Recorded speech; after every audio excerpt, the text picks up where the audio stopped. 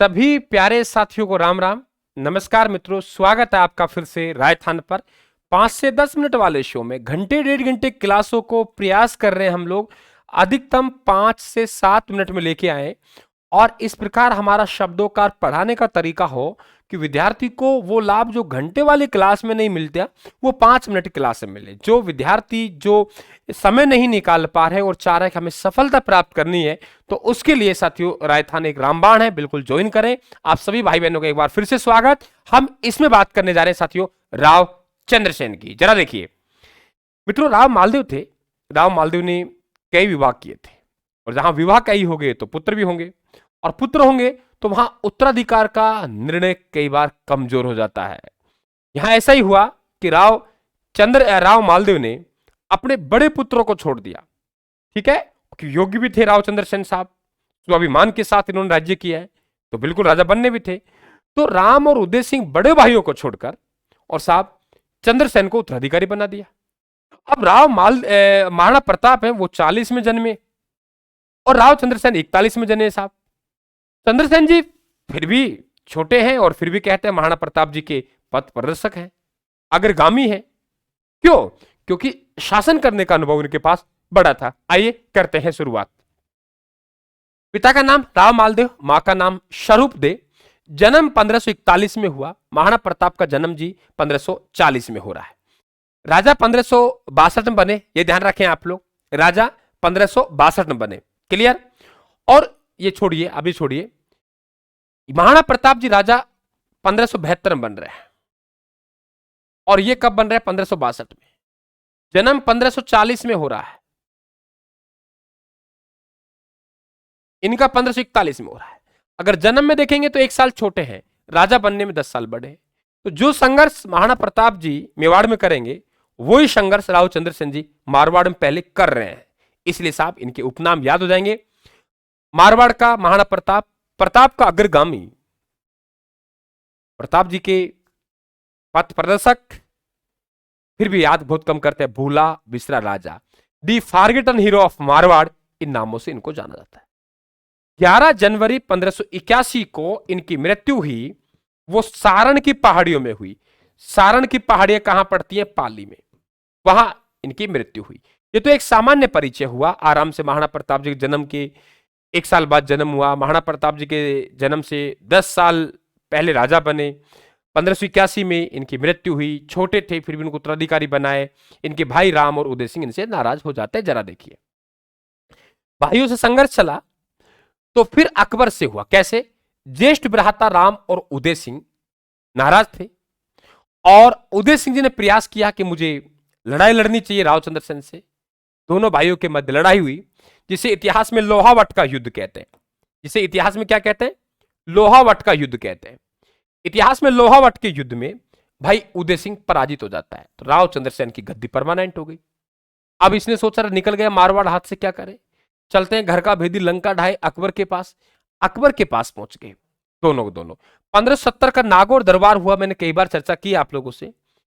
कई राजा गए, अधीनता स्वीकार भी की। महाराणा प्रताप जी के पिता उदय सिंह जी उस समय राजा थे मेवाड़ से, वो तो गए ही नहीं। इनका मन किया चलते हैं यार, देखते हैं क्या होता है।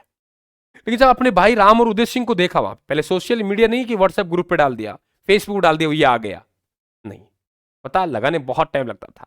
गया तो अपने भाई पहले से वहां बैठे। तो भाई पहले से बैठे तो सोचा कि यार यहाँ रुकने में कोई फायदा नहीं है, वापिस आ गए, अधीनता स्वीकार देखी। इस बात से अकबर नाराज होता है, और अकबर एक एक करके अनेक आक्रमण करता है, और यहां तक कि बीकानेर के राय सिंह को भी जोधपुर का प्रशासक नियुक्त किया जाता है। जरा देखिए, राव चंद्रसेन ने अधीनता स्वीकार नहीं किया अकबर की। अकबर ने पहले हुसैन कुलीखा को भेजा, तो राव चंद्रसेन भादराजुन चले गया। अब भादराजुन किसको भेजेगा? तो सिवाना चली जाएगा। ये ध्यान रखें आप लोग। तो पहला अटैक किसके नेतृत्व में? हुसैन कुलीखा के नेतृत्व में। क्लियर? और कहां चले गए? भादराजुन चले गए। दूसरा अटैक खान कला के नेतृत्व में होगा, और तीसरा अटैक जलाल खा के नेतृत्व में होगा। जैसे गए भादराजुन, अब आएंगे कौन? खान कला। अब कहां चले जाएंगे? ध्यान रखें आप लोग, सिवाना चले गए। सिवाना पहुंचे, अब आक्रमण कौन करेंगे? जलाल खा। तो 3 आक्रमण ध्यान रखेंगे आप लोग।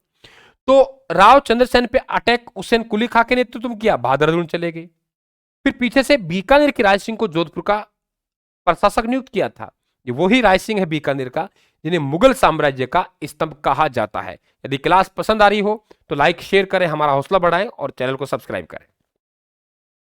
अकबर अब जैसे ये हुसैन कुली खां को भेजा, बहादुर चले गया, अब सूबेदार खान कला को भेजा। तो बहादुर से कहां चले गए? सिवाना। सिवाना को मारवाड़ के राजाओं की संकटकालीन राजधानी कहते हैं। मारवाड़ के राजाओं की शरणस्थली सिवाना कहलाती है, ये ध्यान रखें आप लोग। और यहां पे खाद्यान्न सामग्री पर रोक लगा दी। अब भाई पैसे की तंगी आई। जब पैसे की तंगी आई तो इन्होंने जो पोखरण किला है आज जैसलमेर में, ये पोखरण मारवाड़ के अंतर्गत आता था, इसे गिरवी रख दिया। क्या रख दिया? गिरवी रख दिया। किसे? जैसलमेर के शासक, जैसलमेर के शासक, उनका नाम है हरिराय भाटी। हरिराय भाटी को गिरवी रख दिया। जैसलमेर के शासक हरिराय भाटी को क्या रख दिया? गिरवी रख दिया। समझ गए आप लोग? भाई महाराणा प्रताप जी पे भी संकट तो आया था, लेकिन उनको आर्थिक सहयोग देने वाला मिल गया भामाशाह, इनको नहीं मिला, तो इन्होंने पोखरण गिरवी रखा था। और अंत में 11 जनवरी 1581 को संघर्ष करते हुए इनका निधन होता है। और फिर ये उदय सिंह है, ये राजा बनेगा। लेकिन 1581 से 1583 जोधपुर खालसा रहेगा। अकबर ने किसी को राजा नहीं बनने दिया, अपने नियंत्रण में रखा। और फिर अपने आदमी को रखेगा, किसको? उदय सिंह को, क्योंकि उदय सिंह अकबर की शरण में है। और फिर यह उदय सिंह 1583 से 1595 तक मारवाड़ गद्दी पर बैठेगा। और यही उदय सिंह है मोटा राजा उदय सिंह। मोटा थे आकार में, इसलिए अकबर इन्हें मोटा राजा के नाम संबोधित करते थे। कौन सा? उदय सिंह। बोला मोटा राजा। तो मोटा राजा की उपाधि अकबर ने दी है। और यही मुगलों की अधीनता स्वीकार करेंगे, यही मुगलों की अधीनता स्वीकार करेंगे। अपनी बेटी का विवाह जहांगीर से करेंगे, जिनके गर्भ से शाहजहां का जन्म होगा।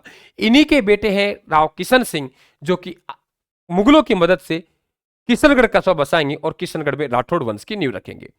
पीडीएफ आपको टेलीग्राम से प्राप्त करनी पड़ेगी, आप स्क्रीनशॉट ले सकते हैं। बाकी टेलीग्राम पे क्लास के साथ साथ आती रहेंगी। आप हमें फॉलो करें, निश्चित तौर से आप लोगों के लिए वरदान साबित होगा राजस्थान। राम राम, सब धन्यवाद।